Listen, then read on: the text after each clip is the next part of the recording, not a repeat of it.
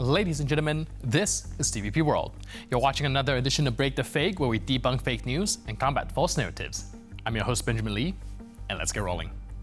Welcome to the latest exhibit of historical fiction meets military propaganda, brought to you by the Ministry of Truth, Moscow edition. Now, in this traveling showcase of We Definitely Weren't the Baddies, Russian school children are now treated to a tour through a carefully curated version of history, in which Russia once again bravely defends the world from Nazism.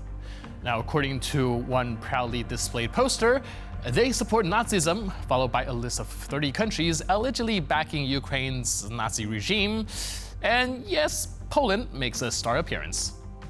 But why stop at slander when you can rewrite entire centuries?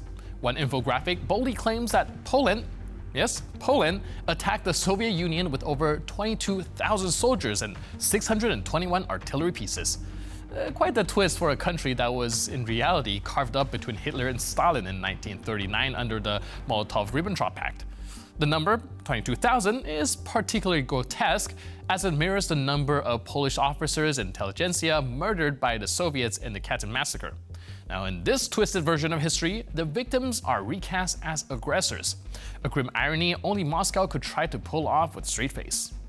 Of course, don't expect any mention of Soviet complicity with Nazi Germany, or the friendly handshake between the NKVD and the Gestapo.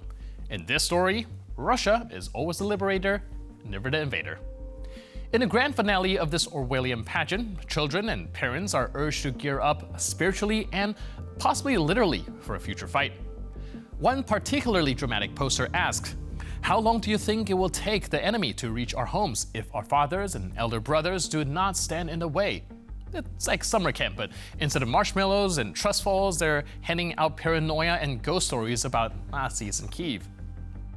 What we're witnessing isn't just a distortion of facts, it's a weaponization of memory. Stalin will be proud, and the ghosts of Katyn, well, they're still waiting for Russia to admit the truth, not buried in yet another propaganda exhibit. According to Vladimir Putin, European politicians who decide to attend the Victory Day parade in Moscow on May 9th are nothing short of brave heroes. I believe those who come to Russia have far more courage than those hiding behind others and trying to threaten someone, the Kremlin leader declared with a signature mix of menace and melodrama.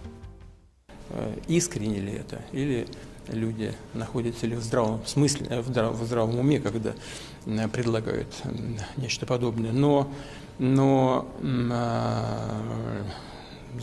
я думаю, что те, кто собираются приезжать в Россию, так, у них мужество гораздо больше у тех, кто прячется за чьей-то спиной и пытается кому бы то ни было угрожать.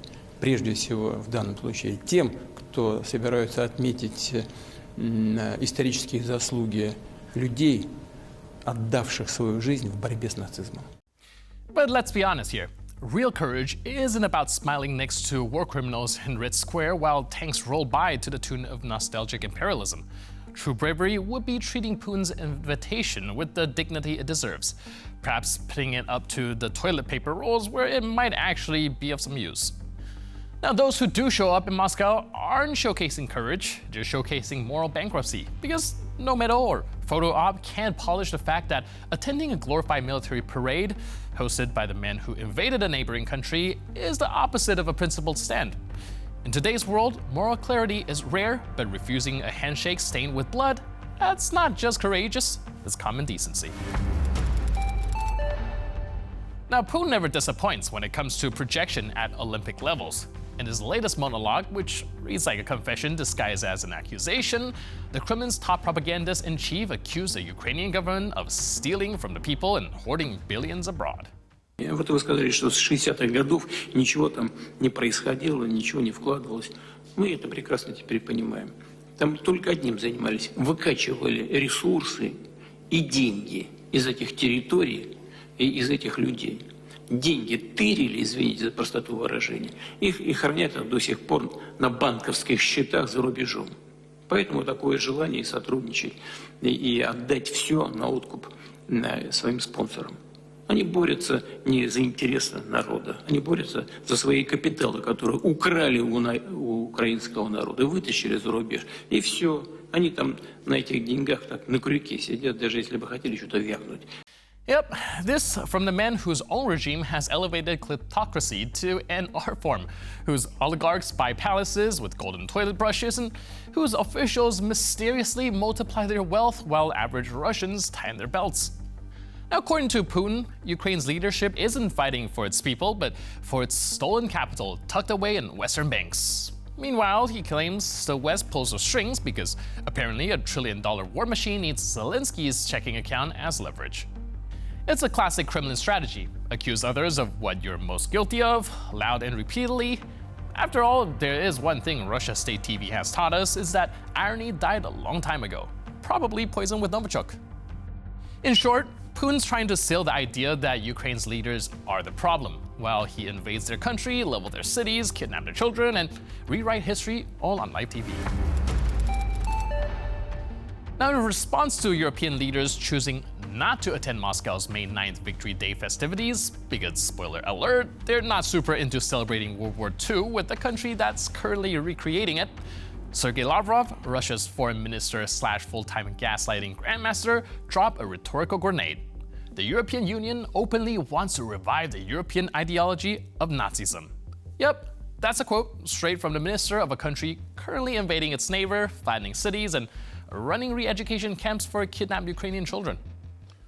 Нет такого слова, которое охарактеризовало бы это явление. Оно действительно, я сейчас не иронизирую, это уму непостижимо, как Евросоюз открыто хочет возобновить европейскую идеологию нацизма, где она зародилась, где она была уничтожена, запрещена категорически Нюрнбергским трибуналом, тоже на территории Европы. Сейчас возрождается, причем лидерство в этом процессе принадлежит руководителям брюссельской бюрократии. Это очень печальные события, очень тревожные события. Конечно, мы с этим мириться не будем, приложим все силы, чтобы эта идеология не поднимала голову, чтобы она была раз и навсегда уничтожена, и чтобы Европа все-таки вернулась к своим ценностям, которые заключаются не в том, чтобы всех под одну гребенку постричь, поставить всех под ружье, натравливать на конкурентов Европы.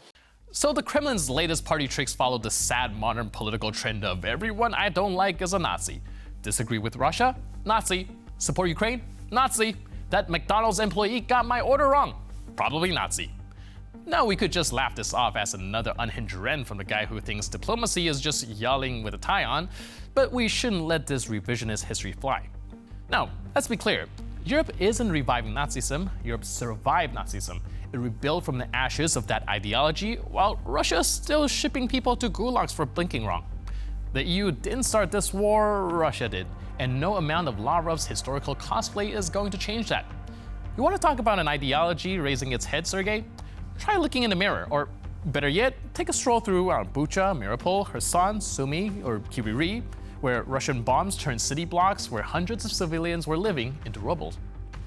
So no, Europe isn't reviving Nazism, but Russia? Russia is reviving something.